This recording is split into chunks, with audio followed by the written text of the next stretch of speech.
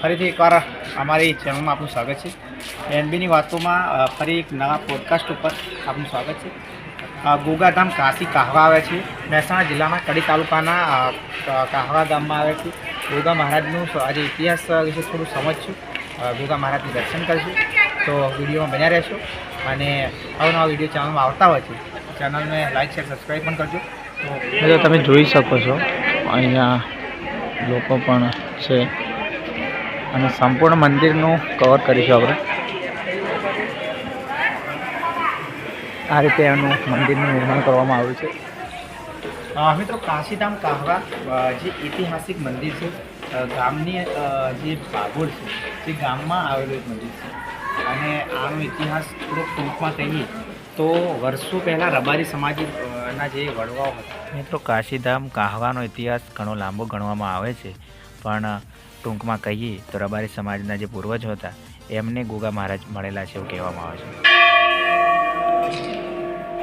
મિત્રો, તમે જોઈ શકો છો સોનાની કળશ જે અમુક ભાગમાં છે એ સોનાની કળશ લગાવવામાં આવે છે। ગોગા મહારાજનું એક ઐતિહાસિક મંદિર તરીકે પણ ઓળખાય છે। હવે મિત્રો, હું પણ દર્શન કરી રહ્યો છું અને લોકો ઘણા બધા ફોટા પણ પાડતા હોય છે। ઘણા બધા લોકો દર્શન કરી રહ્યા છે, ફોટા પાડે છે અને ફાઇનલી મેં પણ દર્શન કરી લીધા છે। આ રીતે વાવ છે, તો વાવ જોઈ શકો છો તમે। પહેલાંના જે સમય હતો એ સમયગાળામાં બનાવેલી વાવ છે। મિત્રો, નિર્માણ મંદિરનું એક કરવામાં આવ્યું છે, અલગ રીતે કરવામાં આવ્યું છે, જે ભગવાન શ્રી વડવાળા અને કાહવાના જે ભુવાજી છે, ધર્મરત્ન ભુવાશ્રી જે છે એ એમના ભુવાશ્રી છે રાજા બાપા, એમને પણ આપણે બતાવવાના છીએ, તો વિડીયોમાં રહેજો। મિત્રો, તમે જોઈ શકો છો કે કાશીધામ કાહવાના જે ભુવાશ્રી છે એમના પણ અમે આશીર્વાદ લીધા છે અને દર્શન કર્યા છે। મિત્રો, તમે પાછળ જોઈ શકો છો કે ધર્મરત્ન ભુવાજી શ્રી રાજા બાપાના સાનિધ્યમાં બધા બેઠા છે, શાંતિથી એમની વાણીનું જે વાણી કહી રહ્યા છે સાંભળી રહ્યા છે અને જે સેવકો સ્વયંસેવકો છે એ પણ સારી સેવા આપે છે। મિત્રો, ભુવાજી રાજા બાપાનું ખૂબ સરસ વ્યક્તિત્વ છે, ખૂબ માયાળુ સ્વભાવ છે અને અમને પણ ખૂબ સારો આવકારો આપ્યો છે, એ બદલ ખૂબ ખૂબ આભાર। મિત્રો, કાશીધામ કાહવા 24 કલાક જે સેવાના કાર્યો કરી રહ્યા છે એ 24 કલાક ચા નાસ્તો અને જમવાની સુવિધા હોય છે, ધર્મશાળા છે એ પણ આપણે બતાવીશું। મિત્રો સાથે હું એ પણ ચા પીધી। ભણવાનું ચાલુ છે અહીંયા, રવિવારે સેવા કરવા આવવાનું। શું ભણવાનું શું ચાલુ છે? 9મા ધોરણમાં ભણે છે, રબારી સમાજથી આવે છે। કેટલા વર્ષથી અહીંયા આવે, મતલબ આવે છે દર રવિવારે આવવાનું?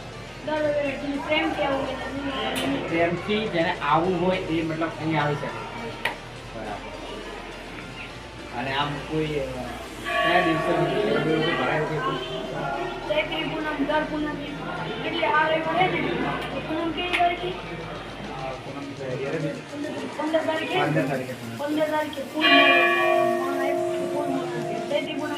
ચૈત્રી પૂનમ અને પૂનમ અને ચૈત્રી પૂનમ પણ અહીંયા લોકો લાખોની ભીડમાં આવતા હોય છે, હજારોની ભીડમાં આવતા હોય છે। ભાઈ ભણવાનું ચાલુ છે। કાહવા ગામ કાશીધામ કહેવાય છે, બરાબર?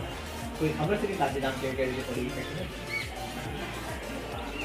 ઇતિહાસ થોડી ખબર, પરચાની જે પરચા ખરા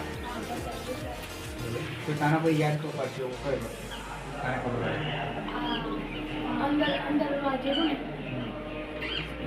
બધું સોના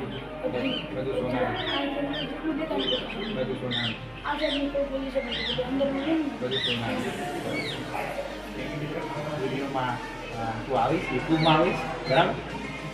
થેન્ક યુ। મિત્રો, મારી સાથે કાશીધામમાં જે સેવા કરે છે એ જય છે। ભાઈ, શું નામ છે તારું? વાસુભાઈ પણ છે। તો એ લોકો ધર્મશાળા જે ચાલે છે એ પણ હું બતાવવાનો છું તમને, તો વિડીયોમાં બન્યા રહેશો।